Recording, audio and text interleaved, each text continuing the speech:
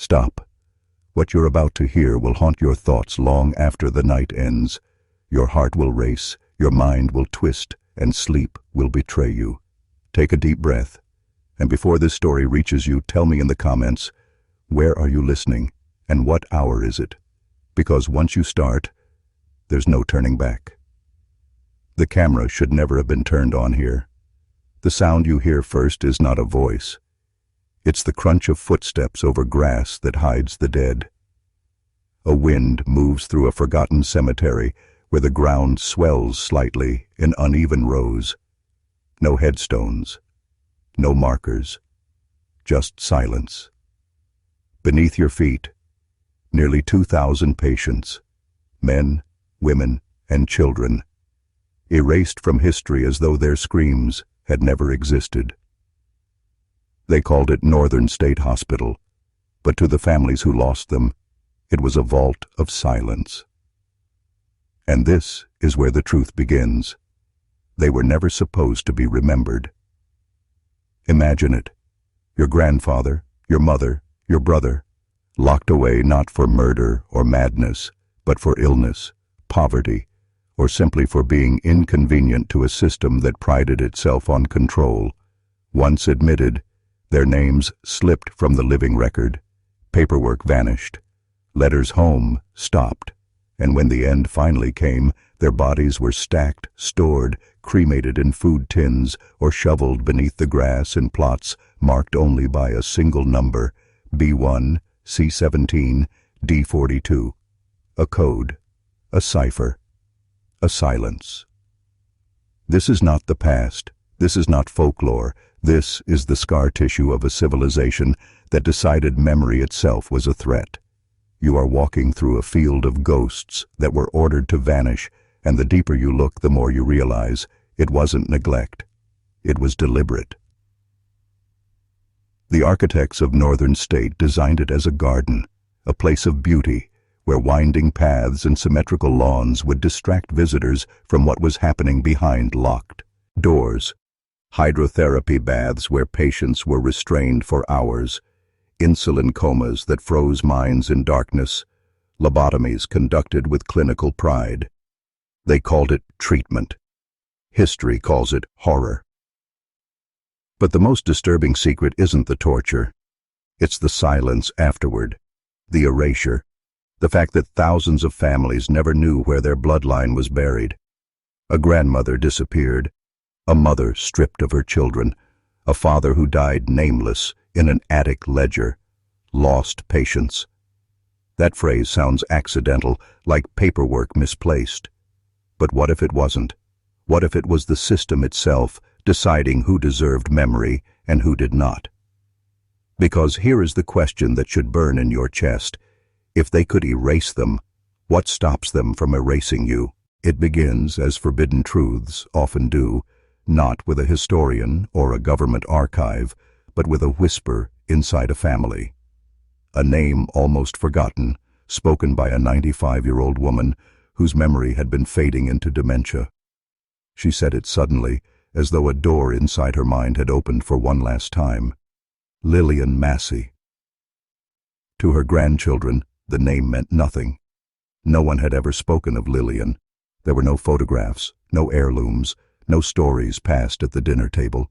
For decades, she had been erased even within her own bloodline. And yet, that one fragile utterance sent a ripple through time, because once a name is remembered, it demands to be found. The search began with genealogical records, brittle papers no one cared to open. A death certificate emerged. January 1934.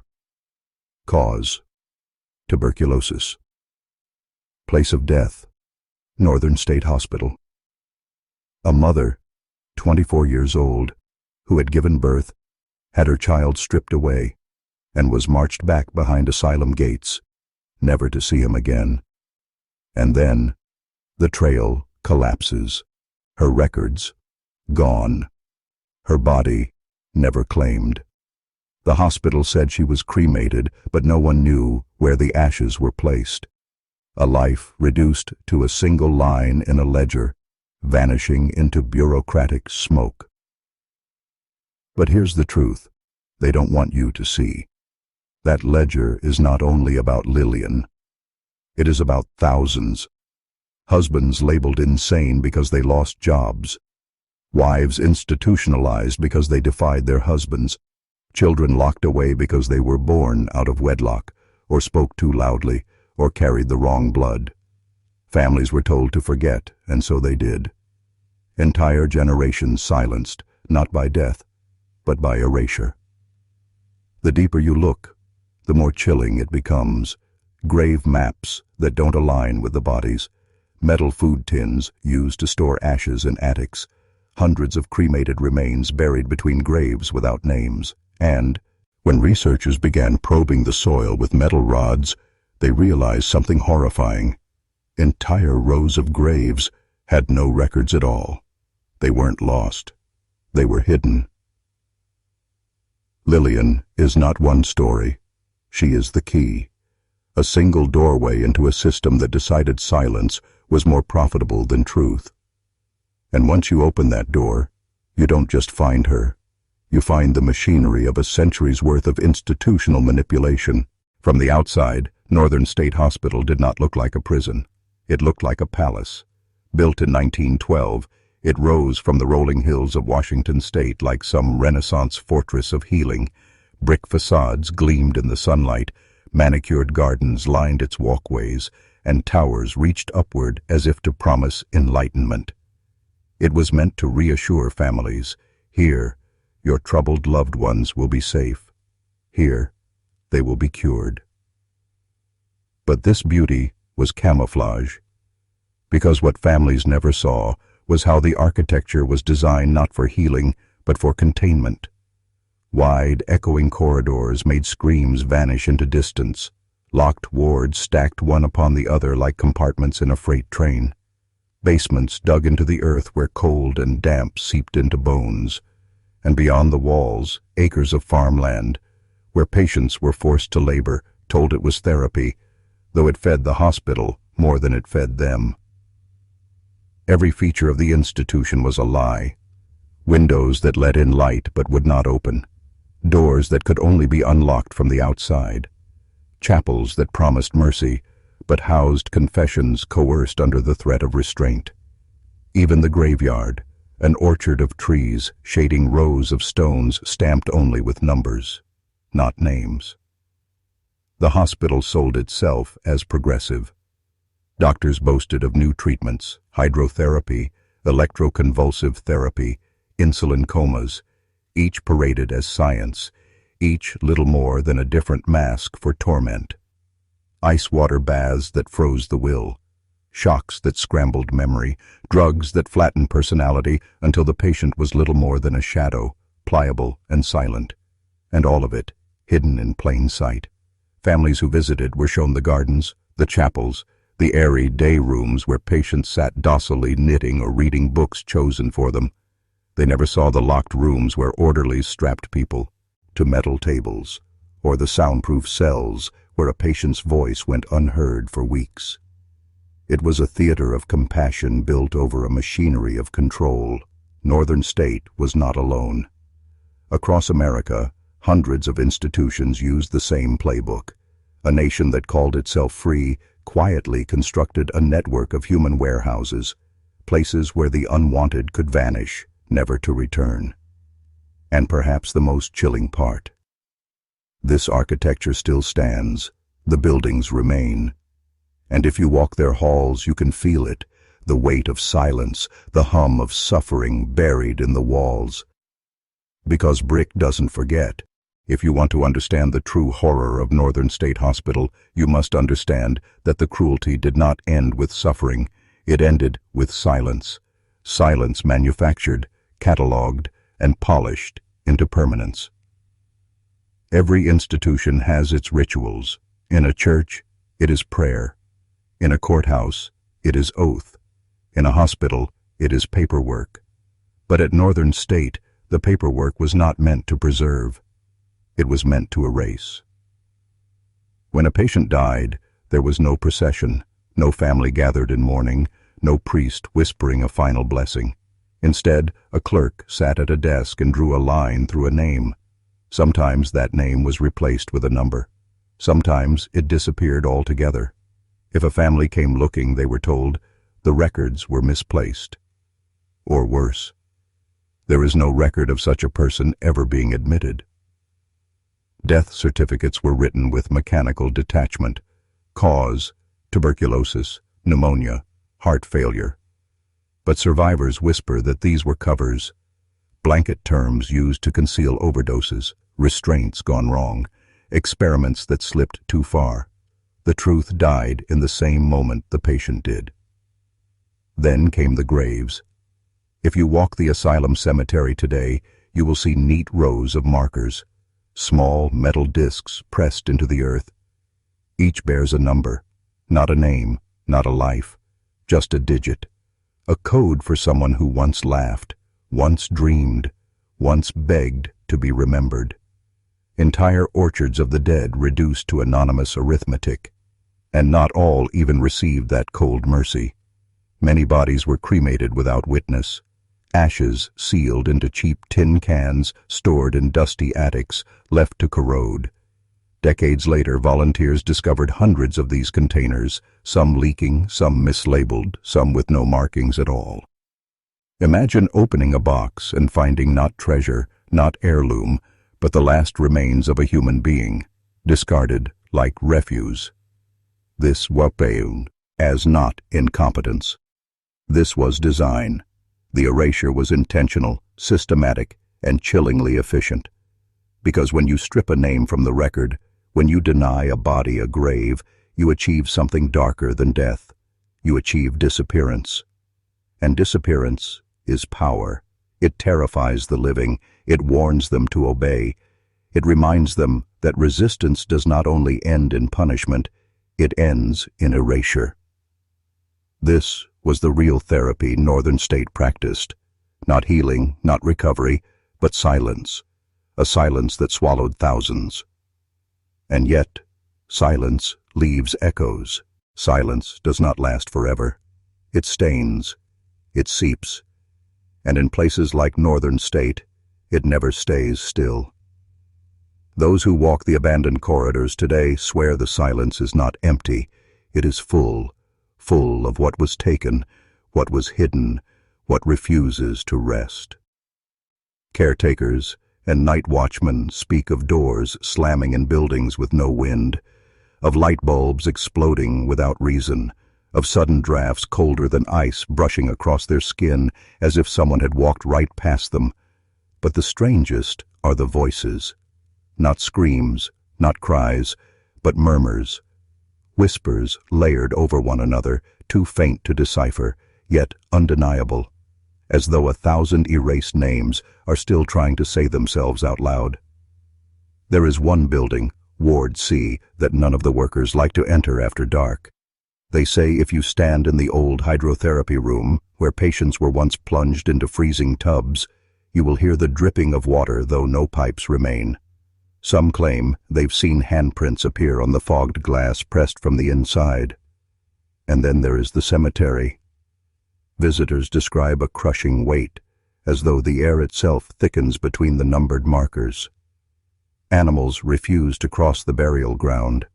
Cameras malfunction. Batteries drain in minutes, and always, always, the sense that someone is standing just behind you, waiting for you to speak their name. Skeptics dismiss these stories as superstition, the mind playing tricks in abandoned ruins. But listen closely to those who spent years working there, the nurses, the groundskeepers, the archivists. And a pattern emerges. The stories don't change. The phenomena repeat. The echoes remain. Because when thousands are buried without dignity, when names are stripped, when memories are forbidden, something lingers. It is not just haunting, it is resistance. The forgotten refusing to stay forgotten, the voiceless pressing the air weight upon the living until someone, anyone, acknowledges them. And here lies the deepest unease. Northern State was not unique. Across America, hundreds of hospitals followed the same design. Thousands of cemeteries hold the same numbered graves, and in every one of them, echoes like these are reported. It's as if the erased have learned a new language, one of shadow, of presence, of dread, to force themselves back into history, because history tried to silence them, but silence cannot hold forever. The first breach did not come from the state, nor from the hospital administration, nor even from doctors who once worked those halls. It came from people who were never supposed to look. Volunteers, local historians, families who refused to let a name die. In the late 1990s, when Northern State had long been abandoned, a group of researchers began combing through the weeds of its forgotten cemetery. They expected a small field, perhaps a few hundred markers. What they found instead chilled them. Row after row of identical metal discs pressed into the ground, each stamped only with a number. Hundreds at first, then thousands. A sea of digits stretching farther than the eye could follow. The researchers asked the county for records. The county shrugged. The hospital's files, they were told, had been misplaced during transfer. Entire decades gone. Birth dates, death dates, causes, all swallowed in bureaucratic darkness. But numbers do not lie. The ground held what the paper denied. It was a gravedigger who gave the first horrifying clue. While digging near the Asylum cemetery, his shovel struck something that was not stone. He unearthed fragments of bone, unmarked, unrecorded, more than one set, some still bound together. These were not misplaced. These were hidden, buried outside the official cemetery, discarded like waste. Word spread. Families began writing letters. My grandmother was sent there in 1928 and never came back. Do you have her records? My uncle was committed in 1941. Where is his grave? The answer was always the same. We have no record of that name. But names had been spoken again, and once spoken, they could not be contained. Local archivists uncovered a forgotten ledger tucked into a basement, pages filled with neat handwriting, each line a patient's last entry. Names crossed out, beside them numbers. Those numbers matched the discs in the sew. The system had been revealed, identity erased, replaced with code, then hidden beneath the earth. For the first time, the silence cracked. What was meant to stay buried was dragged back into the light by persistence, by curiosity, by love that refused to die. And when the truth broke through, it spread like infection, because families began to realize it wasn't just one hospital. It was dozens, hundreds, a network of erasures stretching across the entire nation. One question hung in the air, heavier than the silence it shattered. How many more are out there? What the grave diggers, archivists, and families uncovered at Northern State was never meant to stand alone. It was not an isolated cruelty, not a local mistake. It was a blueprint. And once you see the blueprint, you begin to recognize its shadow everywhere. From the 1880s through the mid-20th century, America constructed an empire of institutions. Northern State was just one node in a vast network of asylums, poorhouses, training schools, and hospitals for the feeble-minded. Each built under the banner of progress, each decorated with gardens, spires, and red brick facades meant to inspire confidence, each promising families the same thing: we will take your burden. We will heal what you cannot. Behind the walls, the pattern repeated. Patients stripped of their names, labeled by number, their identities dissolved into ledgers. Families who asked questions were met with silence, or worse, threats. Bodies buried in fields, cremated in bulk, stacked in basements, or scattered without ceremony. Across the country, evidence seeps through. In Oregon, thousands of unclaimed ashes discovered in corroding copper canisters. In New York, sprawling cemeteries where graves stretch into the forest, most marked only with digits. In Minnesota, Records reveal entire generations of children institutionalized for nothing more than being born to unmarried mothers. The numbers are staggering. Historians estimate more than 400 institutions operated at the height of this system. Each housed hundreds, sometimes thousands. The dead? Uncounted. Tens of thousands, perhaps hundreds of thousands, reduced to silence. And here lies the horror. This was not chaos. It was control. The same methods, the same architecture, the same rituals of erasure, repeating state after state like a script. It was as if the nation itself had agreed to create warehouses of human disappearance and to cloak them in the language of medicine and progress. Why? Because erasure serves power. When a society decides who counts as human and who does not, it gains absolute control. Those inside the walls could be forgotten. Those outside learned obedience through fear. Families complied, citizens kept silent, and the machinery rolled on. Northern State's story is horrifying, but it is not unique. It is a window into a hidden continent of silence that stretched from coast to coast. And the silence still hums, because even today, many of these institutions stand. Their records remain locked. Their cemeteries remain unmarked. Their victims remain unnamed. And yet the ground remembers. To understand how this system endured for decades, you must see how power aligned itself. Northern State, like every asylum, did not stand alone.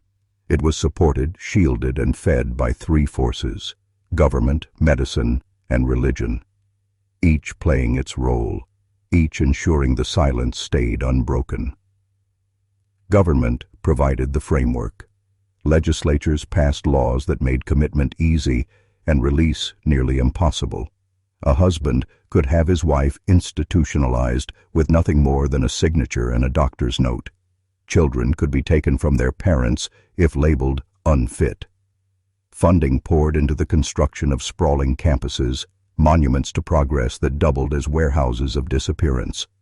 And when questions arose, officials hid behind bureaucracy. The records are incomplete. The files have been misplaced.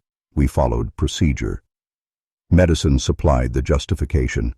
Doctors cloaked cruelty in the language of science. Hydrotherapy was calming. Electroshock was restorative. Insulin comas were curative. Every new torment was dressed as innovation.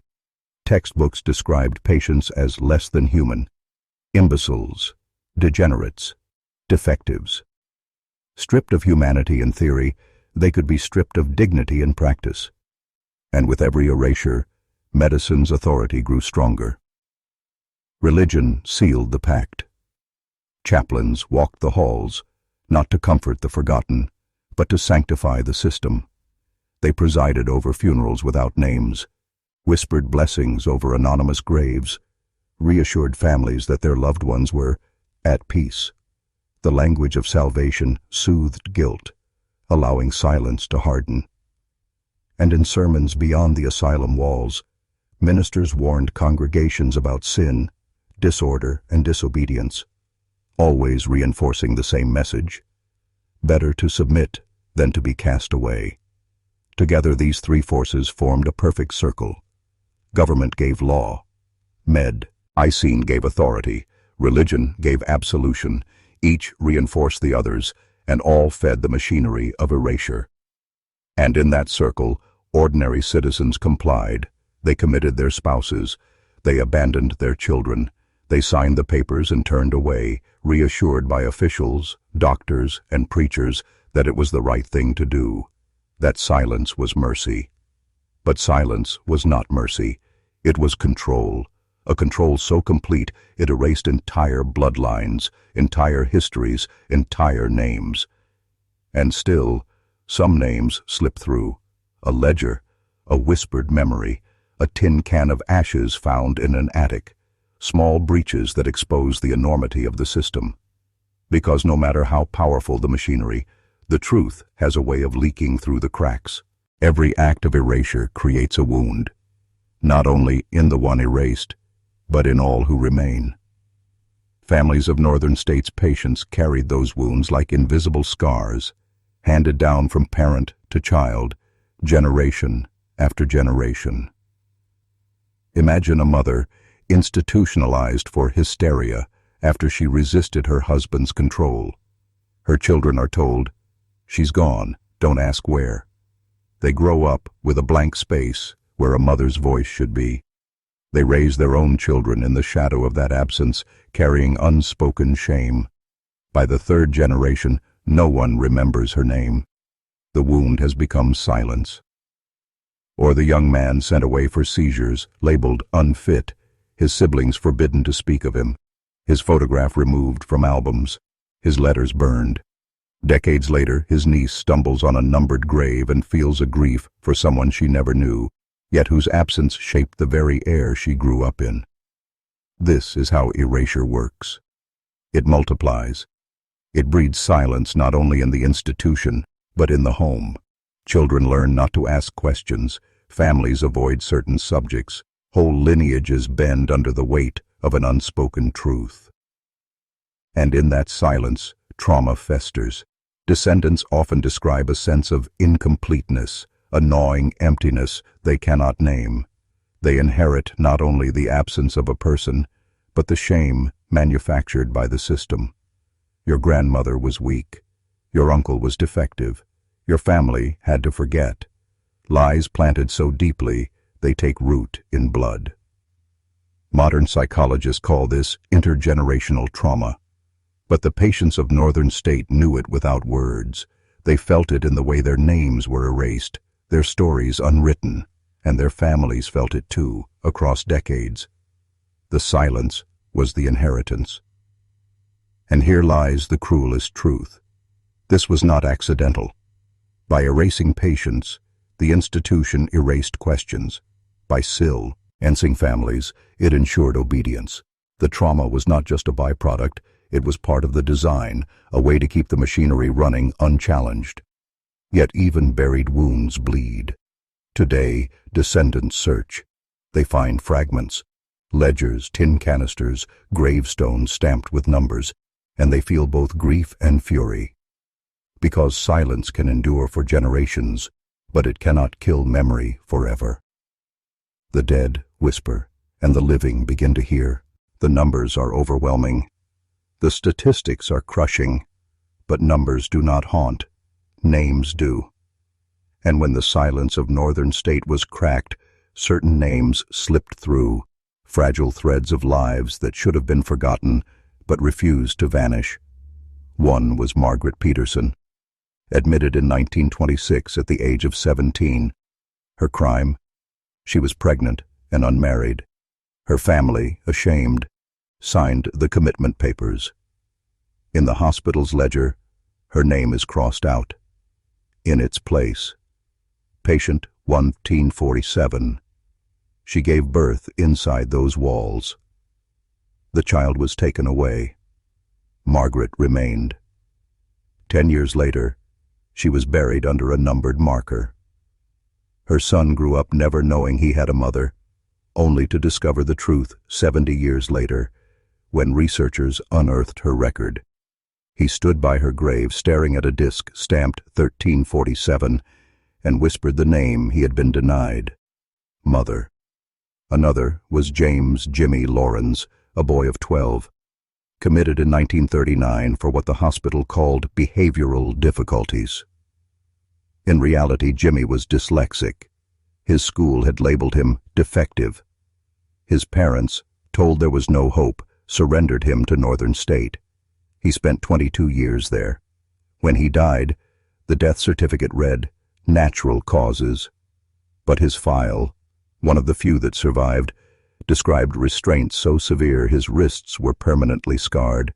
His grave bears no name, only a number. Then there is the case of Eleanor Massey, sister to Lillian, the woman whose name cracked this story open. Family whispers suggested she visited her sister once in 1933. After that, she never spoke of her again. For decades, Eleanor carried the silence, refusing to say Lillian's name aloud. Only in her final days, delirious with age, did she let it slip? That one slip, one name whispered in near death, was enough to unravel the silence of thousands. Each story is unbearable, not because it is unique, but because it is common. Behind every numbered grave lies a life stolen not only from the earth, but from memory. Mothers turned to ash, children turned into case files, men turned into numbers. This is the true horror of erasure, the theft of story. Death ends a life, but erasure ends even the memory of that life. And yet memory resists. A son standing at his mother's grave, a niece discovering her uncle's scarred file, a name whispered in the dark. Against a century of silence, these fragments speak louder than the machinery that tried to bury them. Behind the polished brick walls, behind the gardens and chapels, there were rooms the public never saw, rooms that smelled of ammonia and blood, rooms where medicine blurred into cruelty, and cruelty was called science. Northern State, like its sister institutions, was a laboratory of human endurance. Patients were not simply confined, they were experimented upon. Their pain was data. Their silence was evidence of progress. Hydrotherapy was one of the most common. Patients were submerged in scalding water to shock the system, or plunged into freezing tubs for hours, sometimes days, their skin turning blue, their teeth rattling uncontrollably. Nurses called it cooling agitation.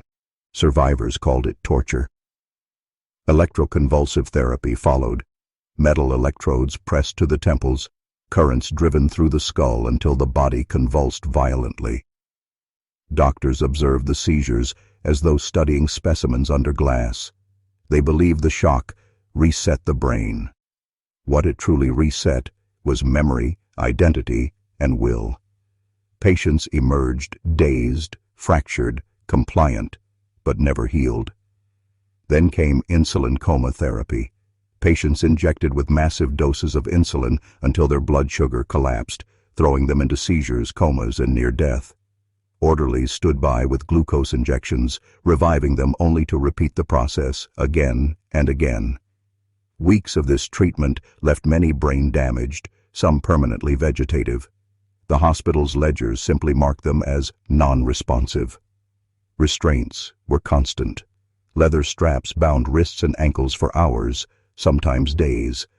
Some patients were sealed into Utica cribs, wooden cages with slatted lids designed to confine them like animals. Others were locked into isolation cells where no sound escaped, left in total darkness until their minds fractured. And through it all, doctors recorded their findings with coal. The detachment. Patient shows decreased resistance. Patient is now docile. To them, this was success. To the patients, it was annihilation. But the most chilling of all were the unspoken experiments. Rumors linger in staff letters and survivor accounts. Chemical injections that left skin blistered, surgeries performed without consent, even brain procedures carried out before lobotomy was officially sanctioned.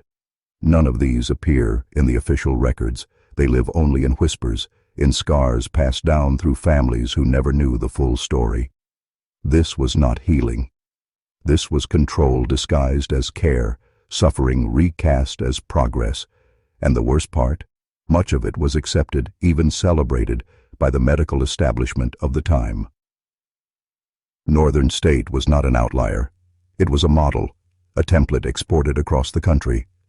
And thousands endured these treatments, their screams muffled by the walls, their silence miswritten as cure. What remains now are the echoes, rooms that still hum, scars that still burn in descendants, and ledgers that mask torment as therapy. By the 1940s, Northern State and its sister institutions had already broken thousands of bodies with water, electricity, and chemicals. But still, doctors wanted more. They wanted a treatment that would not only pacify the patient, but erase resistance itself. That treatment arrived in the form of a blade. The lobotomy. It began as an experimental procedure in Europe, but in America it became a movement. By the mid-20th century, tens of thousands of patients were subjected to it.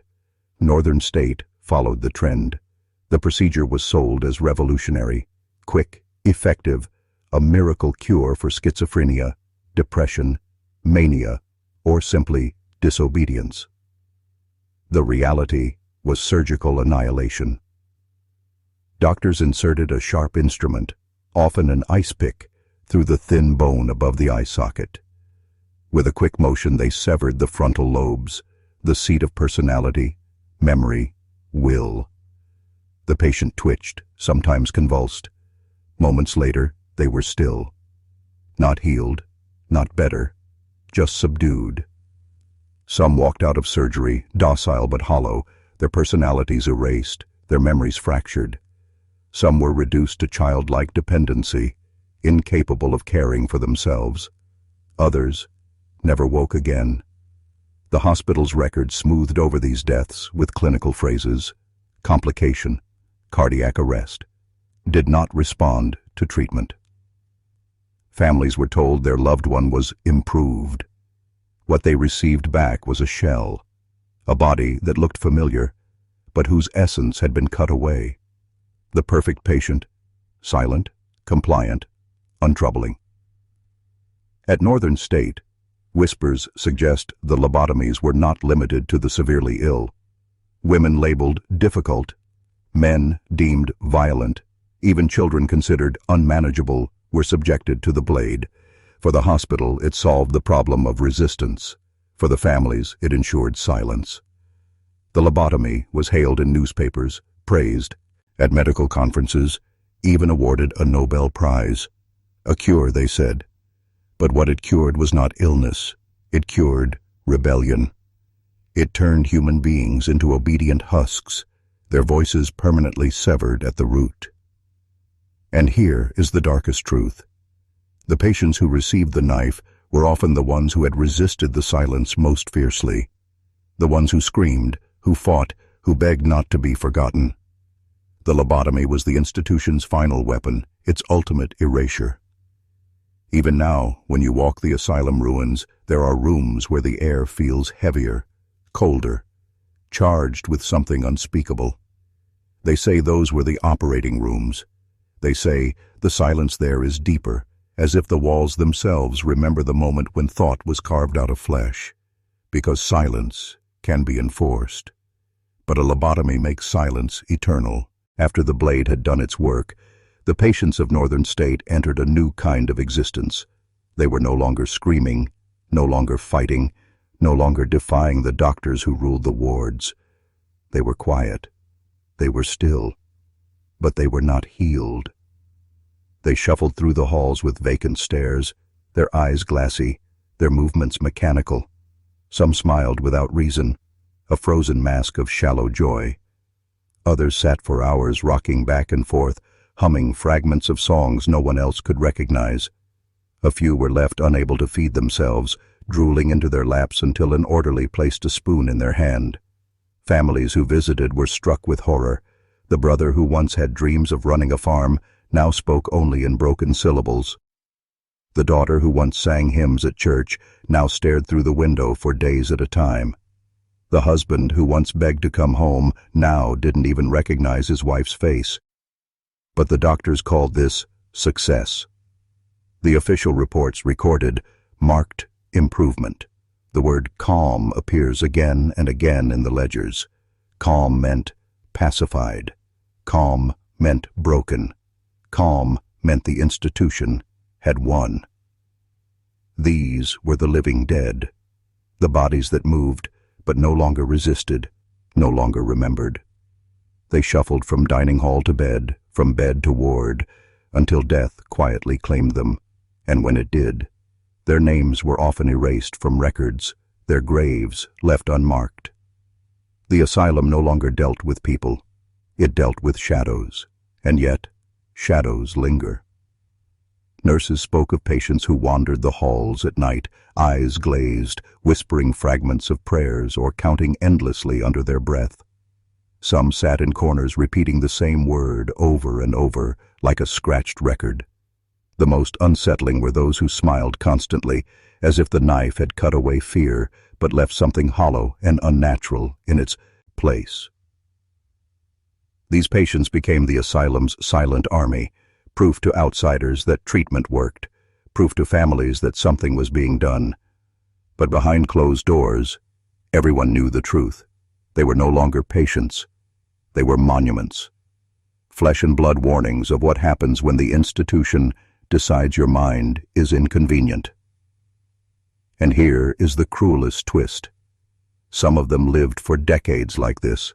Decades of empty days, decades of silence, decades of being a body without a voice. Forgotten in life, erased in death. At Northern State, the lobotomy didn't end suffering. It perfected it. The silence of Northern State did not stop at its walls. It reached outward, seeping into kitchens, living rooms, and farms across Washington State. Families who had sent loved ones to the asylum hoping for healing often found themselves confronted with something far darker, the return of a stranger. A father once proud and stubborn came back docile, staring at his hands as if they no longer belonged to him. A daughter, once lively and talkative, returned silent, unable to string together more than 2 words. A husband, once affectionate, sat at the table like furniture, present but emptied. At first, the families tried to accept what the doctors told them. They are improved, they are calm now. But improvement was not what they saw. What they saw was erasure. And yet, what could they do? Speak out? Protest? No. The asylum held authority. The doctors held credentials. The newspapers called it progress. A family's grief was nothing against the voice of science. So they kept quiet. Out of shame, out of fear, out of resignation. In small towns, whispers spread. She went to Cedra Woolley and came back different. They did something to him up there. It's better not to ask. The very mention of Northern State became taboo, a shadow that lingered in conversations but was never spoken of openly. Children grew up watching their lobotomized siblings sit in corners, rocking gently, forgotten by the world. Wives fed their husbands like infants, spooning food into unresponsive mouths. Mothers held their daughters' hands and tried to see traces of the girl they had once known, but the girl was gone, carved out with the knife. And so silence spread. It spread into households that no longer spoke of what had been lost. It spread into generations who grew up not knowing why their uncle never spoke, or why their grandmother stared endlessly at the wall. It spread into nighties that carried the shame of the asylum like a hidden scar. The hospital's shadow was not confined to its brick walls and barred windows. It infected the very fabric of families, leaving behind a legacy of absence. An empty seat at the table that was not death, but something worse, life without self. And those families carried their silence to the grave. They never spoke, because speaking meant admitting that the people they trusted with their loved ones had destroyed them. Speaking meant fighting an enemy too large, too powerful, too respected. So they swallowed the truth, passed it down as a rumor, a warning, a whisper. Never send them to the asylum. This is how Northern State's silence became generational, not just within the wards, but in the homes of those who thought they were doing the right thing. The silence of the lobotomy did not end with the patient. It swallowed entire families. Beyond the brick walls of Northern State, past the wards and the laundry building, there is a quiet field. Today it looks ordinary, just grass, a few scattered trees, the sound of wind moving over the earth. But if you dig into its history, you'll find that this field was once the final destination for the patients who never left. The asylum had its own cemetery. Hundreds of bodies were buried there, most without names, most without markers. For families who could not or would not claim their dead, the hospital provided a solution: burial on the grounds. A simple wooden marker, often just a number, was placed in the soil. Over time, the wood rotted, the numbers vanished, and the patients, already silenced in life, were silenced again in death. Records tell us there are at least 1,500 patients buried on site, though the real number may be higher. Men, women, and even children, all placed into the earth in unmarked graves. Their names exist only in ledgers, scribbled by orderlies who saw them not as human beings, but as case numbers. Some graves were dug hastily, the bodies lowered with no ceremony, no prayer. Others were left unclaimed for days, decomposing in the hospital morgue until there was space to bury them. The Asylum cemetery was not a place of peace. It was a dumping ground, a mass erasure site disguised as care. Local legend says the field is restless. Visitors speak of hearing voices carried on the wind, soft moans beneath the soil. Some claim that at night, faint lights flicker among the trees, as if the dead are trying to remind the living they are still there. And perhaps the eeriest truth. In the 1970s, when parts of the asylum grounds were repurposed, heavy machinery uncovered human remains, bones rising back to the surface, demanding recognition. But even then, many were reburied without names, without dignity, still denied the humanity they had been, and stripped of in life. The cemetery is the ultimate symbol of northern states' silence. Here lies an entire population that the world forgot. Men who were never freed, women whose screams were cut short, children who were experimented on and discarded. Their lives ended in shadows, their deaths erased in the soil. When you walk that field today, you tread on silence, not the peaceful silence of rest, but the heavy silence of erasure, a silence that lingers because no one ever gave them back their names. The asylum didn't just confine people, it buried them twice, once in the wards and once in the ground. The field where northern state buried its forgotten is quiet by day. Birds call, grass moves gently in the breeze, and to the casual passerby it seems harmless. But when night falls, that calm transforms into something else, something heavy, something unsettled. For decades, stories have circulated about the asylum cemetery, stories that suggest silence cannot hold forever. Visitors report hearing voices carried on the wind, though no one else is near. Soft murmurs that sound like prayers, or whispers of names long forgotten. Some describe the unmistakable sound of weeping, rising from the ground itself, as though the earth still remembers the sorrow buried beneath it. There are tales of cold spots, patches of air that turn frigid even on warm summer nights. Cameras brought to the field often malfunction. Batteries drain instantly. Photographs taken in the dark reveal streaks of pale light or faint, human-like figures standing where no one was present. One story, passed down by groundskeepers, tells of a worker who uncovered bones during routine maintenance. That night, he dreamed of dozens of faces staring at him, hollow-eyed, silent. The next morning, he refused to return to the site. He said he had never felt so many eyes watching him at once. Others claim that the spirits are not silent at all. They are angry. Visitors walking the field at night have felt unseen hands brush their shoulders or a sudden shove strong enough to knock them off balance. One woman reported hearing her own name whispered from the darkness, even though she was alone. Perhaps the most chilling are the sightings of children, small figures seen darting between trees, laughter carried on the wind, followed by sudden silence. Witnesses swear they saw a little girl standing among the graves, pale, barefoot, her eyes wide and unblinking. When approached, she vanished into thin air. These hauntings are not just ghost stories, they are eruptions of truth. Echoes of patients who were silenced in life but refused to remain buried. The asylum thought it had erased them, thought it had sealed them in the soil.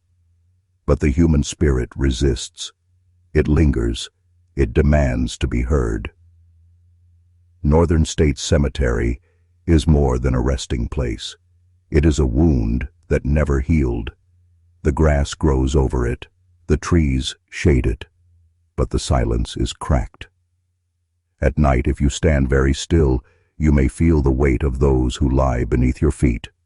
Not gone, not at peace, waiting.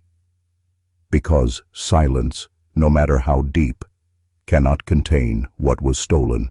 Beneath Northern State, beneath the wards and the kitchens and the laundry building, there are tunnels, long, narrow passageways carved into the soil, connecting basements, morgues, and storage rooms.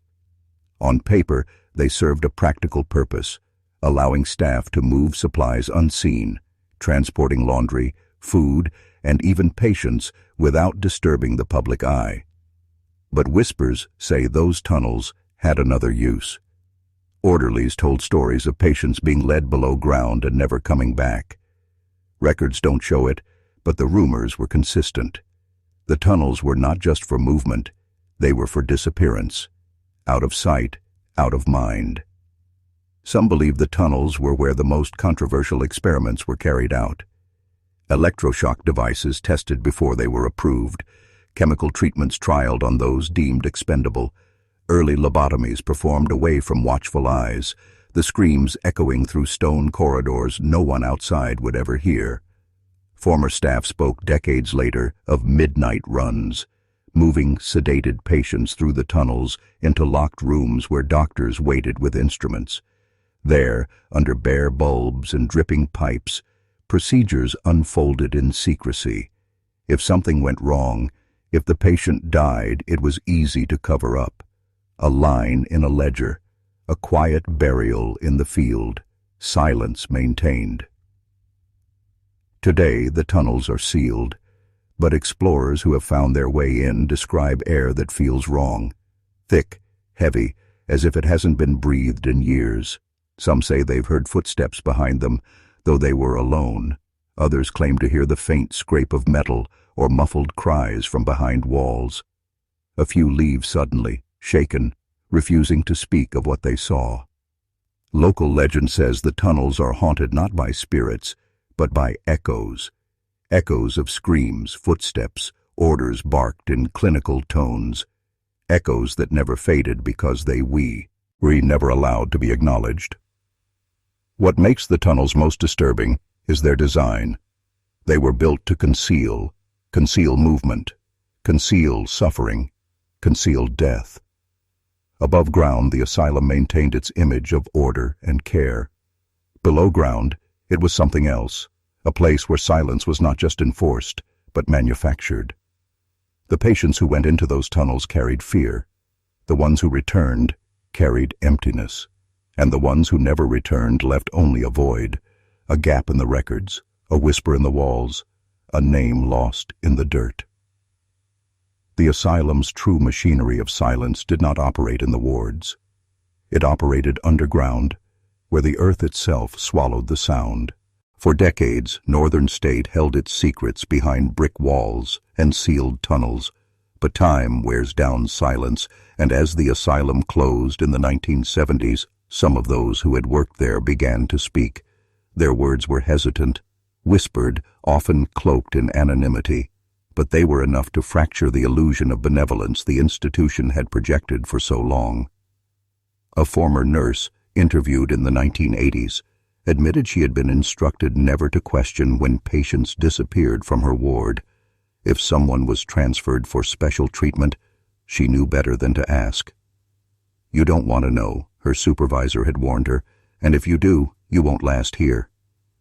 An orderly recalled moving sedated patients through the underground tunnels at night. He never saw what happened after he delivered them, but sometimes he heard the screaming from behind heavy doors. He carried that sound for the rest of his life. It was the sound of someone realizing they'd been erased, he said. It doesn't leave you. Another nurse remembered the aftermath of lobotomies. She spoke of patients returning to her ward with blank stares, drooling, unable to walk without help. "We were told to call it progress," she said, her voice breaking. "But I knew what I was looking at. They weren't patients anymore. They were emptied." Some spoke of the burial ground, Bodies wheeled out at night, loaded onto carts, taken through the tunnels and out to the field. The staff weren't told who they were burying. No prayers, no ceremony, just numbers. I put more than 50 in the ground, one gravedigger confessed. I knew their faces, but I was never allowed to know their names. And then there were the stories of punishment. Patients who resisted treatment were strapped down for days, left without food, or doused repeatedly with freezing water. A few staff admitted to taking part, pressured by superiors, but many said the guilt never left them.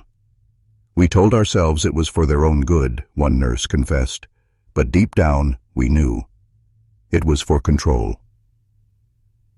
These confessions didn't make headlines. They were buried in local archives, hidden in taped interviews, whispered at family gatherings.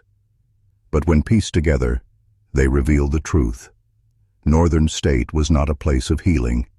It was a machine of silence, and the staff who served it were both its enforcers and its victims. Because when you witness silence being manufactured, when you carry the screams that were buried, you are never free. Even decades later, the staff of Northern State spoke as if the walls still listened, as if the silence followed them into the grave. Northern State was not invisible to the government. Inspectors came, audits were filed, reports were written. But the language used in those documents tells its own story, a story of how silence is maintained not just by walls and tunnels, but by words. One state inspection from the 1940s mentions unusual practices in patient treatment. It does not describe what those practices were. Instead, it notes a need for modernization and adjustments in therapeutic strategy. The phrases are bland, harmless, but between the lines you can sense what was being concealed.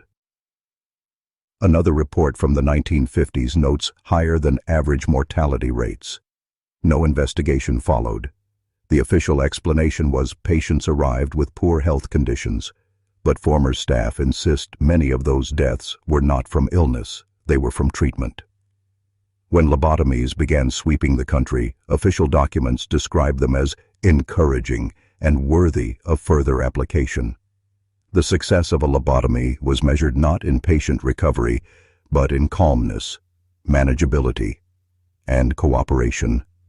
Words that sound clinical, but really meant obedience. The reports praised these results without questioning what had been lost, the entire personality of the patient.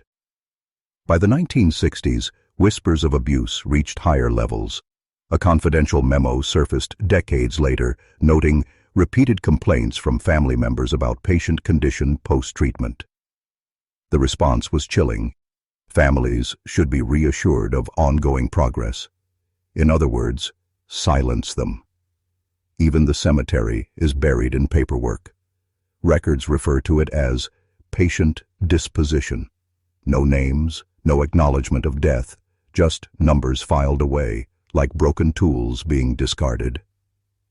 This is how institutions protect themselves, by turning horror into statistics, by burying screams in polite language, by reducing human suffering to line, as in a ledger that no one outside the system would ever question. And yet if you read those reports carefully, you begin to see the cracks, the repetition of improvement without detail, the recurring mention of transfers without destination, the subtle acknowledgement of disciplinary practices without explanation. These phrases, bland as they seem, are echoes of something darker. They are the language of silence in its most dangerous form, silence dressed as professionalism. Because when the government inspects horror but writes it down as progress, the institution doesn't just survive, it thrives. Northern State was not exposed by reports, it was protected by them. The silence wasn't broken. It was filed, stamped, and archived. For the people of Sedro-Woolley, the asylum was always there, a looming presence of brick and barred windows just beyond the edge of town. It provided jobs, yes. Many locals worked as orderlies, nurses, cooks, or grave diggers. The hospital brought money to the community, stability during lean years. But beneath that surface of civic pride, there was something else. Unease. Everyone in town knew what Northern State was. They knew it was where you sent the troubled, the unwanted, the inconvenient. They knew patients went in and rarely came out the same. They knew there were screams at night, carried by the wind from the hills, sounds that didn't quite belong to any living thing. But they didn't talk about it.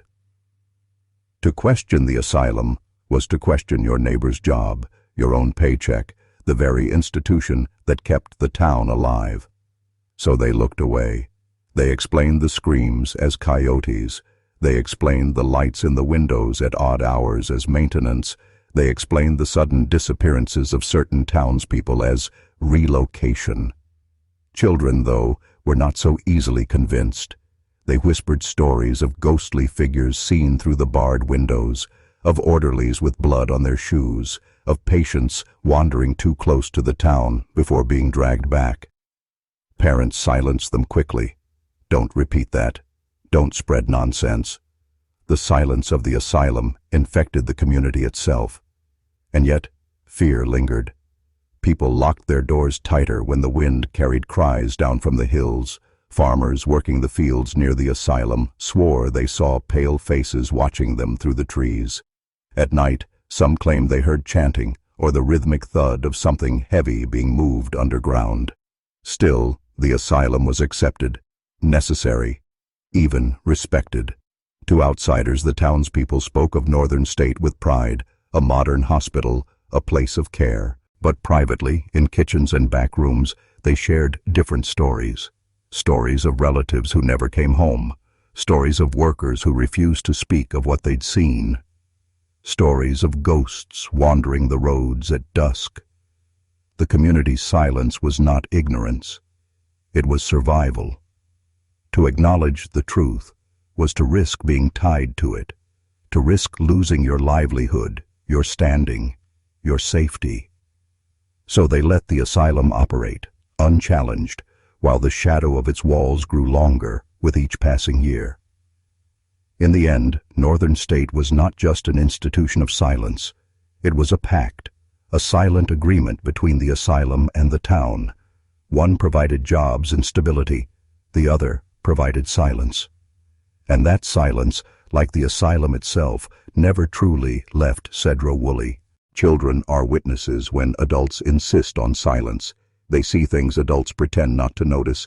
At the edge of Northern State, kids watched the comings and goings of ambulances, the trucks carrying carts weighted with bodies, the orderlies' hurried faces. They noticed patients wandering too close to the fence or disappearing entirely, swallowed by the asylum's walls. They told each other stories, whispered behind the barns and in the woods. The tall nurse who glared through the window with eyes that seemed to pierce into your soul.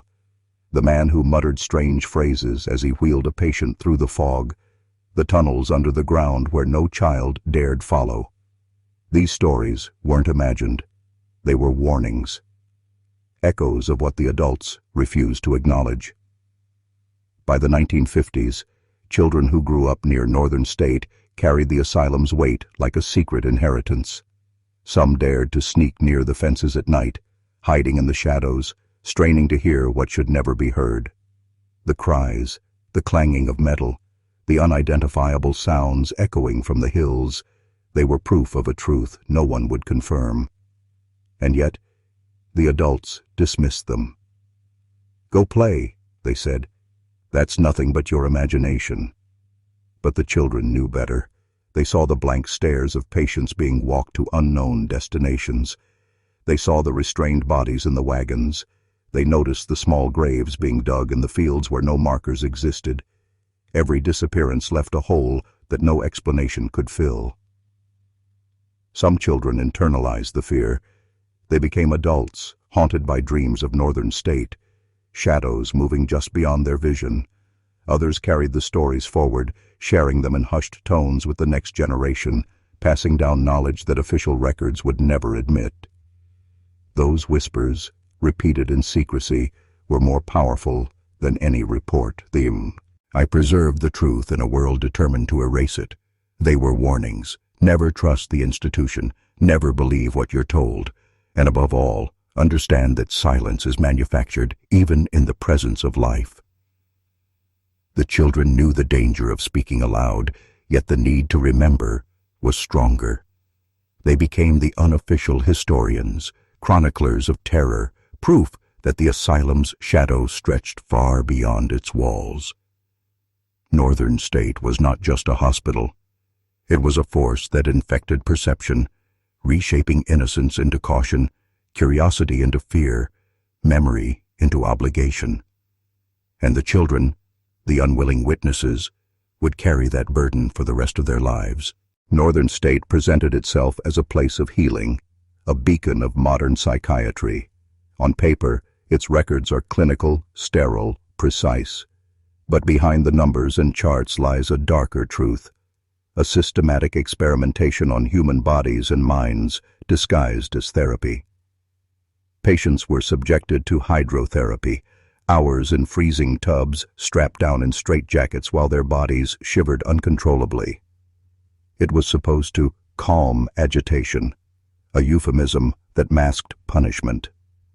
In some cases, the water ran for days, alternating hot and cold, until patients lost track of time, until minds frayed and wills broke. Then there were the insulin coma treatments. Staff would inject patients with doses strong enough to induce convulsions and unconsciousness, sometimes repeatedly, monitoring responses with detached calculation. Documents logged heart rates, responses, and recovery times as though they were recording the behavior of laboratory rats. Each patient became data, each reaction a footnote in the ledger of control. Electroshock therapy, administered without anesthesia in the early years, was a common practice. The records speak of seizure induction for therapeutic effect, masking the screams, the broken teeth, the fractured bones. Lobotomies were described as progressive personality management, erasing thought and emotion under the guise of medical advancement. What makes Northern State chilling is the meticulous documentation. Every procedure was logged, every reaction observed, every anomaly noted. But the language transforms horror into science. It hides the human cost. It converts suffering into numbers, compliance into progress, death into a statistic. And the patients, many of them forgotten, unloved, with no one to claim their names, were considered expendable. The therapy wasn't always about cure. Often, it was about control. The institution learned what the human mind could endure, how it could be broken, reshaped, silenced. Every scream was catalogued, every tear recorded, yet the outside world remained oblivious. Some staff refused to participate, others were coerced by hierarchy and fear, but all were complicit, either by action or by silence, and that is the mark of the system. Cruelty dressed as science, horror hidden in bureaucracy, obedience rewarded, dissent punished. Northern State's patients were not just victims of illness. They were subjects of an experiment designed to erase identity and subjugate the human will. And the records remain, a testament to how institutions can hide monstrous truths in plain sight, cloaked in the language of authority. Northern State was more than buildings and wards. It was a carefully constructed labyrinth designed to contain, isolate, and erase. Beneath the main campus stretched a network of tunnels, service corridors, and hidden passageways, dark arteries through which the hospital moved its secrets unseen. These tunnels were not on any public map. Staff knew them well, trained to navigate the underworld that linked the morgue, the wards, and the crematorium. Patients were transferred through these passages, shielded from view, their cries muffled by concrete and stone. To the outside world, they simply vanished. The tunnels ensured that no curious neighbor, journalist, or inspector would glimpse what occurred inside. Inside, the corridors were claustrophobic and cold, the air thick with the scent of antiseptic and decay. Wheelchairs scraped against the walls, bodies were transported on carts, and the echoes of human suffering ricocheted endlessly. Some tunnels led directly to the cemetery, where patients with no family were buried in unmarked graves. Others connected to the hospital's industrial wings, where food was processed and machinery roared, providing the perfect cover for moving the bodies of those who died, or those who were declared unfit to continue. The architecture served another purpose: psychological terror. Even for the staff, the tunnels were disorienting, a world removed from daylight and reason. For patients who glimpsed or were forced through them, the corridors became instruments of fear. The darkness, the echoes, the uncertainty of where they were being taken, all reinforced the institution's invisible chains. Maps found decades later show dead ends, service hatches, and secret exits that were never used for escape. Every corridor, every staircase, every door was a decision point in a controlled environment, a place where human freedom was measured and restricted. It was not just the treatments that controlled the patients, it was the very space they occupied. Some locals whispered of underground screams carried up through ventilation shafts. Others claimed to see lights flicker in buildings long abandoned, evidence of secret activity that never appeared on records. The tunnels became both myth and reality, a symbol of the asylum's power, its ability to move life and death out of sight. Northern State's true horror was not only what it did, but how it hid it. The architecture itself was a weapon, a cage, a conveyor of silence. And while decades have passed, those tunnels remain, a silent testament to a system built not just to treat, but to dominate, erase, and terrify. Northern State's patients were more than statistics. They were humans, mothers, fathers, children, artisans, laborers, whose existence was meticulously recorded only to be erased. Their names, once alive in the world, faded into bureaucracy. A ledger entry, a tag on a blanket, a scratch on a wall became the only proof they ever existed. Take Lillian Massey, for instance. A mother, a woman caught in disease and misfortune, stripped of identity by an institution that claimed to heal. Her children were taken, her life catalogued in ink and paper, then buried, unclaimed, almost forgotten.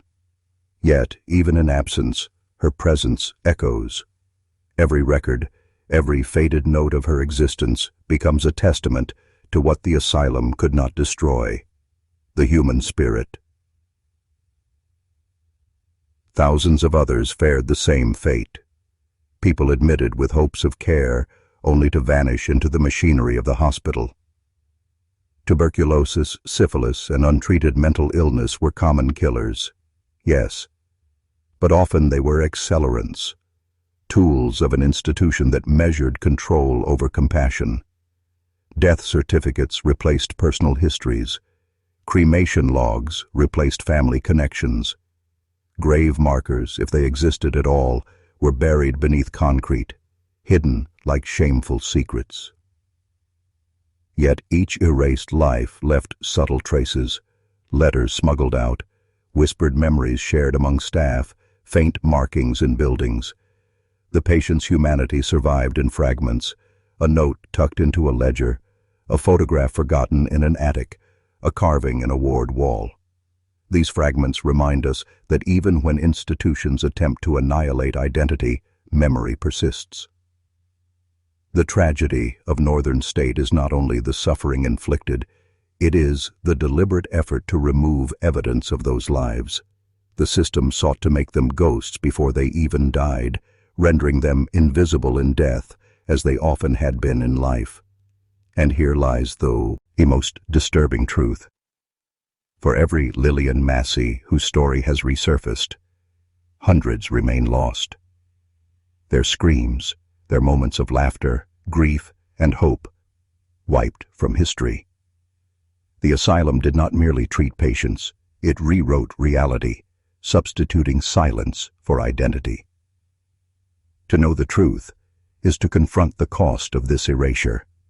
Every record you find is a small rebellion, a reclaimed life. And in piecing together these fragments, we see not only horror, but the resilience of memory itself, refusing to be completely buried. Power in Northern State was absolute, and where power exists, so does corruption. Staff held the keys not just to doors, but to lives, to identity, to survival itself. Relationships were forged in shadows, sometimes exploitative, sometimes protective, often morally ambiguous. Every interaction carried weight. Every choice could save a life or condemn one. Some staff showed compassion, small acts of rebellion against the machine. A warm blanket smuggled in, a whispered reassurance in a locked ward. Others exploited vulnerability, wielding authority like a weapon. Favoritism determined who received better meals, who avoided the harshest treatments, who might survive a season of disease. A patient's compliance could earn them minor privileges. Disobedience could invite punishment, or worse, invisibility. The lines blurred constantly. Nurses and orderlies formed bonds with patients, sometimes maternal, sometimes perverse, sometimes strategic. Physicians, obsessed with the data of their experiments, often ignored human suffering, viewing relationships as liabilities, distractions, or tools to manipulate outcomes. The system itself encouraged secrecy. Staff could not share what they witnessed without risking jobs or complicity in the institution's machinery. Patients, for their part, learned quickly whom to trust. Allegiances shifted with staff rotations, with treatment schedules, with whim and cruelty. A simple smile from the right nurse could feel like salvation. A harsh glance from an administrator could erase hope entirely. The human heart became a ledger marked with debts of fear and loyalty, invisible to outsiders, but crucial for survival inside those walls. The most insidious element was the deliberate isolation. By controlling relationships, the hospital ensured dependency. Patients couldn't rely on family. They were often distant, deceased, or estranged. They condoned, wouldn't trust fellow patients completely, as desperation bred betrayal. And the staff, ever present yet detached, became the sole arbiters of fate. Northern State's real power wasn't in restraints, medications, or procedures. It was in the manipulation of connection. Bonds formed under duress, shaped by fear and need, became instruments of control. Every whispered promise, every fleeting comfort, every betrayal was another layer of psychological dominance, another method to reshape identity and enforce submission. To this day, the shadow of these relationships lingers in records and memories, subtle clues that hint at the lives lived in fear, hope, and secrecy. They remind us that within institutions, control is often as much about hearts and minds as it is about walls and bars. Beyond the treatments, beyond the official records, Northern State had its own secret rules, rules no visitor would ever see, yet every patient and staff member understood them instinctively. These were the unwritten laws of survival, enforced not by written memos, but by fear, observation, and the subtle cruelty of power. A patient learned quickly that silence could protect them. Speak too much, question too often, and punishment followed, sometimes immediate, sometimes lingering in the form of longer restraints, harsher therapy, or isolation. Compliance was a currency, traded in whispers, measured in seconds of attention or withheld comfort. Every nod, every obedient step, became part of a delicate calculus of survival. Staff, too, navigated rituals invisible to outsiders. Before treatments, there were preparations, gloves adjusted, doors checked, the right patient selected. A glance exchanged in a hallway could determine who received special care, or who would be forgotten. Hierarchy dictated not just action, but emotion. Who could speak, who could act, who could decide a fate. Even senior nurses bent to doctors, while orderlies enforced rules they barely understood themselves. Superstitions thrived in this environment. Certain wards carried whispered warnings. Don't look under the bed at night, or, if the lantern flickers, stay quiet. Patients and staff alike attributed unexplained sounds or sudden illnesses to curses, spirits, or omens. fears cultivated and left unchallenged by the institution, reinforcing obedience and quiet terror. Ceremonies unfolded subtly. The transfer of a patient was a ritualized event, strapped down, transported in silence, recorded meticulously. A death was another performance. Removal from the ward, a notation in the ledger. The body moved through hidden tunnels, buried in unmarked ground. The outward appearance was efficiency. The reality was choreography, a series of controlled gestures meant to reinforce submission. Even leisure, the rare moments of normalcy, carried rules. Walking paths, meal times, social interactions, all structured, observed, and policed. Deviance was punished, cooperation rewarded. Fear dictated behavior more than kindness ever could. These rituals shaped identity. Patients internalized the institution's expectations until the boundary between self and system blurred. Obedience became instinct, silence became a shield, and the staff, fully aware of the power they wielded, manipulated these rituals to maintain order, preserve hierarchy, and perpetuate control. Northern State was not just a hospital, it was a theater of obedience, a world governed by invisible scripts where fear, superstition, and ritual combined to keep everyone under its grip. And for those trapped inside, understanding the rules was the difference between survival and oblivion. At Northern State, death was not a quiet event. It was a mechanism, a methodical erasure of presence. Patients didn't simply die, they were absorbed into a system designed to remove all trace of them, to strip identity even in passing. Each death became an administrative decision, an act of institutional finality. The records are deceptive. Names appear on ledgers, then vanish. Dates are logged, yet locations remain ambiguous. Cremations were conducted in bulk, stored in food cans and attics before being buried in unmarked graves. Bodies were moved through tunnels, hidden from sight, shuffled like commodities.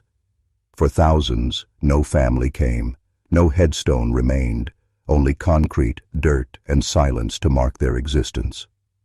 Tuberculosis, syphilis, untreated mental illness, malnutrition, and exhaustion claimed the lives of many. But it wasn't only illness that ended a life. Sometimes it was the system's cold efficiency. Patients who didn't comply, who couldn't work, or who were inconvenient were quietly removed, labeled, processed, and buried with minimal documentation. The process was designed to make each death invisible, the human cost replaced by statistics and forms. Even when families existed, the institution often intervened. Children were taken, marriages dissolved on paper, and social connections severed. Survivors rarely knew where their loved ones were buried, and for those without families, the silence was total. Northern State perfected the art of erasure, ensuring that a human life could disappear without a trace. The cemetery itself tells part of the story. Rows of unmarked graves, graves out of alignment, cremated remains scattered among the living plots, evidence of a system that sought to obliterate identity. Every mound of earth was a story lost, every number in a ledger, a life reduced to abstraction. Staff referred to these burials clinically, masking horror in administrative language. Yet even in erasure, fragments remain. Names discovered in forgotten ledgers, pieces of jewelry unearthed decades later, faint inscriptions on stones that peek above the ground. These are echoes of those who were deliberately erased. They whisper truths the institution sought to suppress. Human life cannot be fully silenced, even in death. Northern State's final act of control was not treatment, punishment, or confinement. It was annihilation in plain sight. To understand the asylum is to confront the terrifying reality that a system can manipulate not just life, but the memory of life itself. And for those lost in its shadow, identity became an illusion, a story only fragments can tell. Decades passed, and Northern State's halls fell silent. Buildings crumbled, wards were abandoned, and the world outside forgot. Yet beneath the dust, buried ledgers, photographs, and fragments of human memory waited. Modern investigators, historians, genealogists, and descendants began to probe the ruins, unearthing lives once erased. What they found was both ordinary and horrifying. Patient records that survived hinted at stories of love, despair, and resilience. Cremation logs, admission registers, and handwritten notes revealed the names of those who had been declared invisible. Families long disconnected could finally trace the shadow of a mother, a father, a sibling. Lillian Massey, once a lost figure, became real again, a tangible proof of a life almost forgotten. Researchers discovered patterns of systematic erasure, graves misaligned, cremated remains scattered, files intentionally destroyed or altered. The infrastructure of control, once invisible, revealed itself in maps, building plans, and archived correspondence. Every discovery confirmed that Northern States' horror was not chaos. It was meticulously organized, a machine built to dominate, isolate, and annihilate identity. Yet within the shadows, there were glimpses of humanity. Former staff journals spoke of small acts of kindness hidden from official records. Patients' artwork and personal writings, tucked away in corners or behind filing cabinets, revealed emotions the institution could not suppress. Even in confinement and erasure, fragments of their inner lives endured. For families, rediscovery became both relief and trauma. To learn the details of a mother's suffering, a father's quiet death, or a child taken away was to confront the cruelty of history directly. Genealogists pieced together timelines, reconstructed family trees, and restored identities, sometimes finding photographs or belongings thought lost forever. Each connection, each name restored, became a small act of justice against decades of institutional silence. The most chilling realization: this work was not simply about curiosity, it was an excavation of power. By tracing erased lives, modern investigators expose the mechanisms of control, manipulation, and erasure that still resonate today. Northern States' story is no longer hidden. Its lessons, dark and instructive, emerge from the rubble. And here lies the moment for engagement. If you understand the weight of these lost lives, if you feel the pull of memory and truth, comment, "I see the shadows" twice. This is more than interaction. It is acknowledgement, a symbolic act to mark awareness of what institutions can hide and what we must reclaim. Even after Northern State fell silent, its influence endured, not in stone or brick, but in minds, in bloodlines, in behaviors passed from one generation to the next. Survivors carried invisible wounds, anxiety, distrust, fragmented memories, and the deep, unspoken fear of being unseen, unheard, erased. Children of patients, or those separated from their families like Lillian Massey's son, grew up with gaps in identity, questions without answers, faces without stories.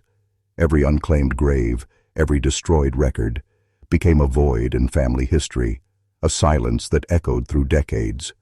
Trauma, once inflicted in the wards, became inherited.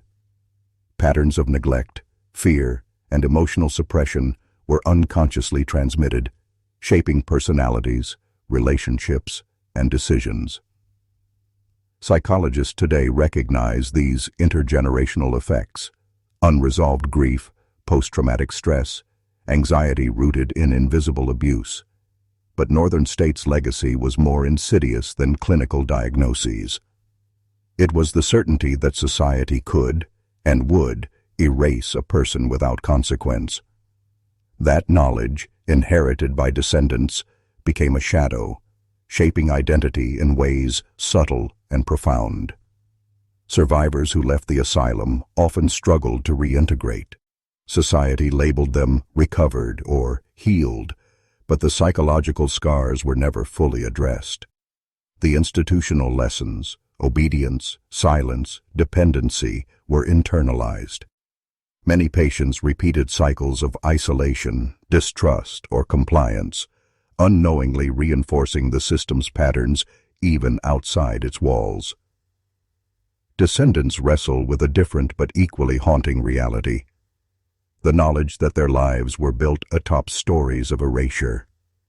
To reclaim identity, to understand family history, requires piecing together fragments, confronting records meant to hide truth, and acknowledging horrors that were deliberately obscured.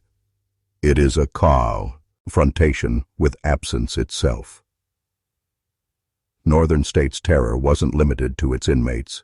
It extended into the lives of all connected, shaping future generations long after its gates closed. Its legacy is a cautionary truth. When institutions wield absolute power over life, death, and memory, the echoes are never contained. They reverberate silently through the hearts and minds of those who inherit the aftermath. And as you consider this, remember, knowing is not passive. Awareness carries responsibility. The shadows of the past demand recognition, and in naming them, we reclaim control over the histories that shaped us. Long after the last patient left, Northern State refused to disappear. Its buildings, partially demolished and overgrown, hold the residue of its history. Crumbling walls, shattered windows, and rusted railings are more than remnants. They are witnesses. Each floorboard groans with memories of footsteps that carried despair, hope, and obedience alike. Explorers and historians who enter these halls report an uncanny sensation. The air itself seems heavy with residual tension. Abandoned wards, stripped of furniture, retain the echoes of conversations, the rhythm of daily routines, the quiet despair of those confined. Even sunlight filtering through shattered skylights feels muted, as if the building itself absorbs vitality and projects it back as a warning. Tunnels beneath the hospital tell another story.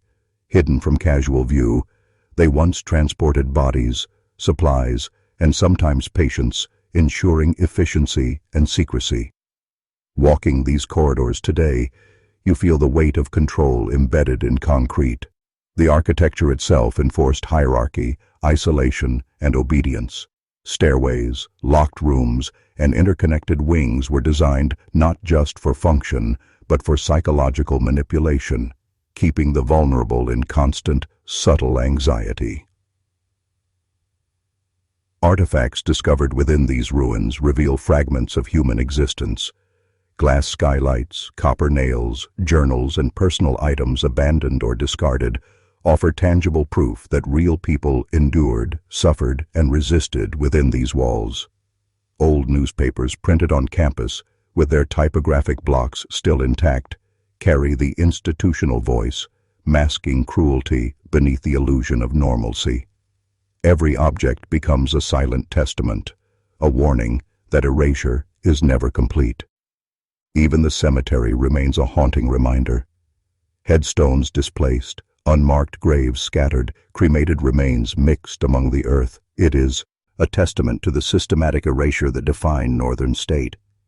Yet for those who search carefully, traces remain. Faint inscriptions, weathered mounds, fragments of memory preserved in soil and stone. These physical remnants are more than ruins. They are keys.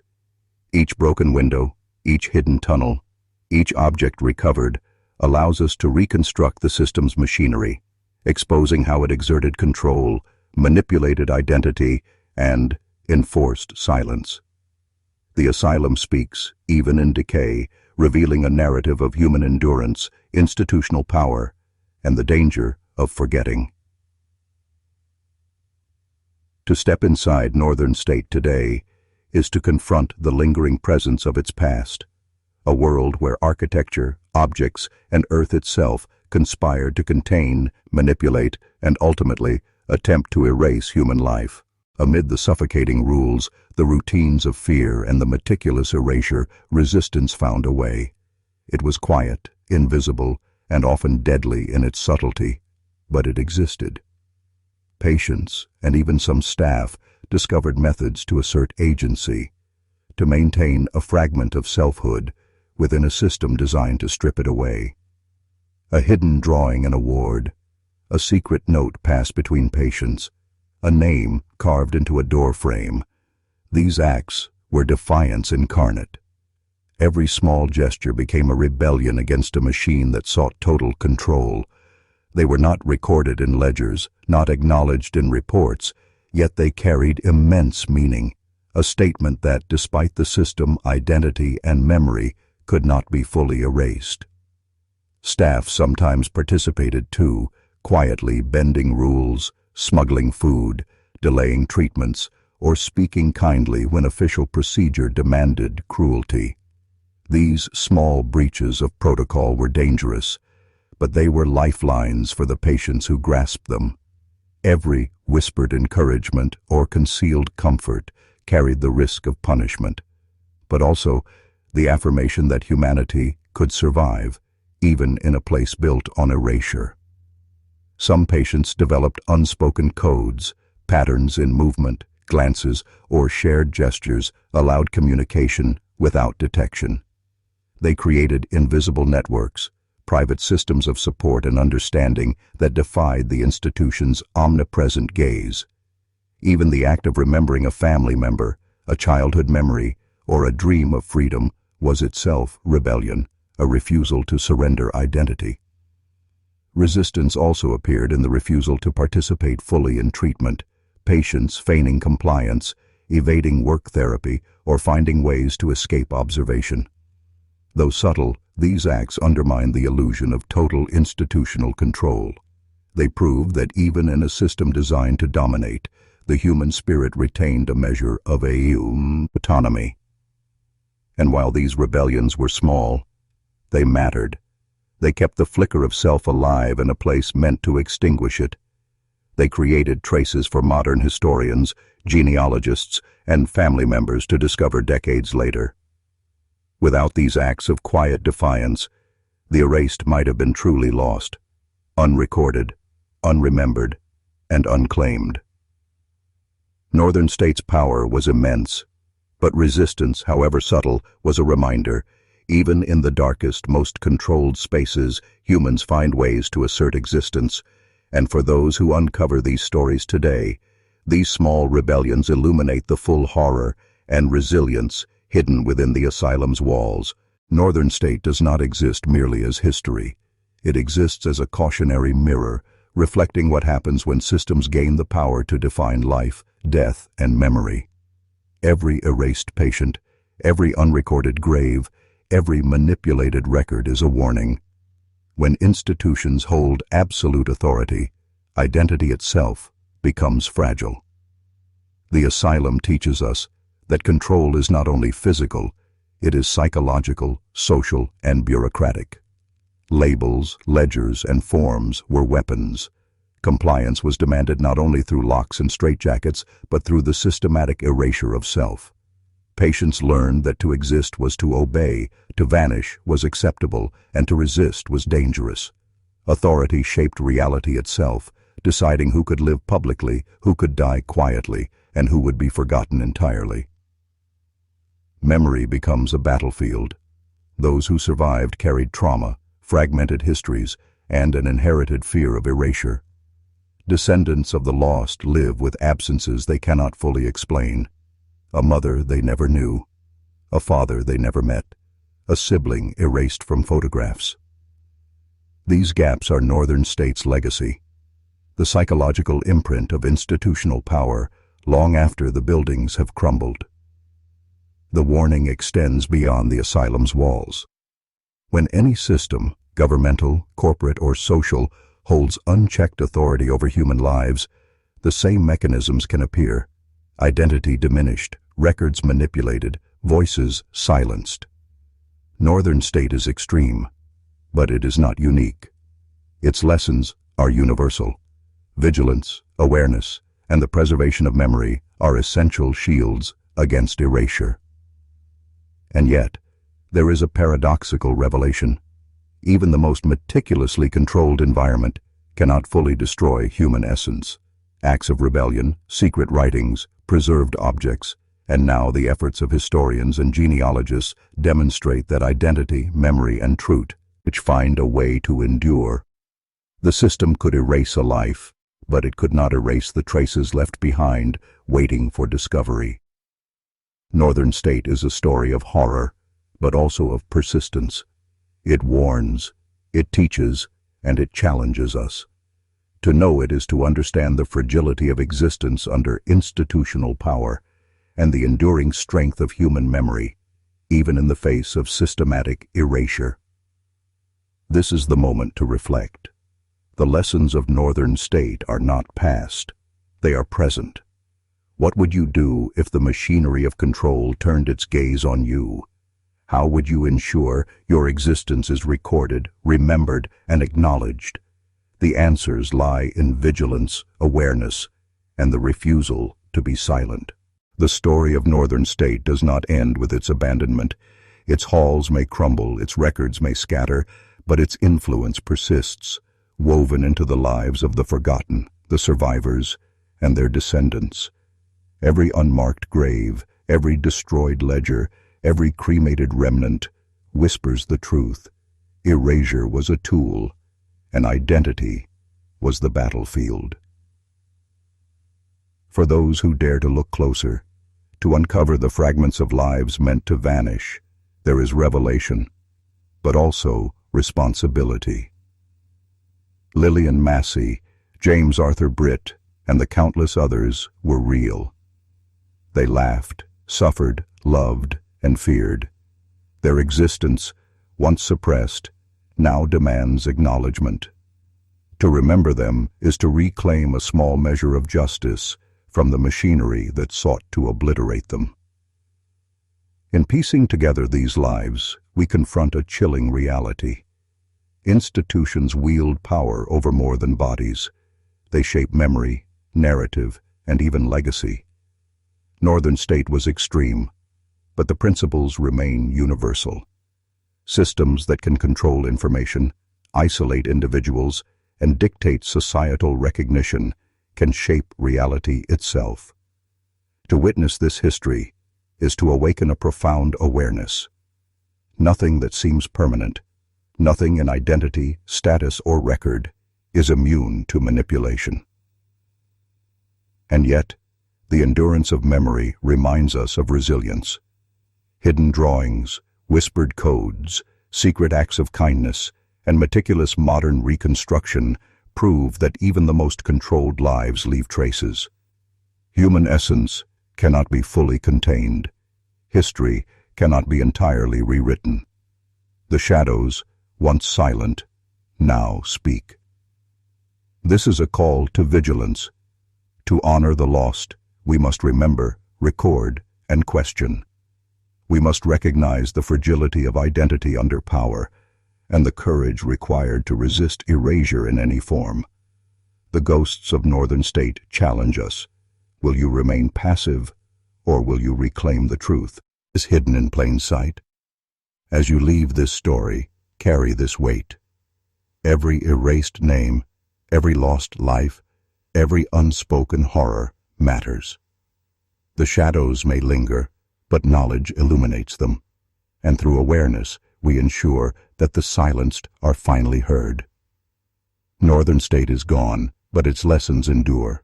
Its warning is clear: power unchecked is dangerous, memory is fragile, and identity must be defended. What you do with this knowledge will determine if you remain merely a witness, or if you become a guardian of truth, preserving what the world would rather forget. The echoes are yours now. Listen closely. Remember fully,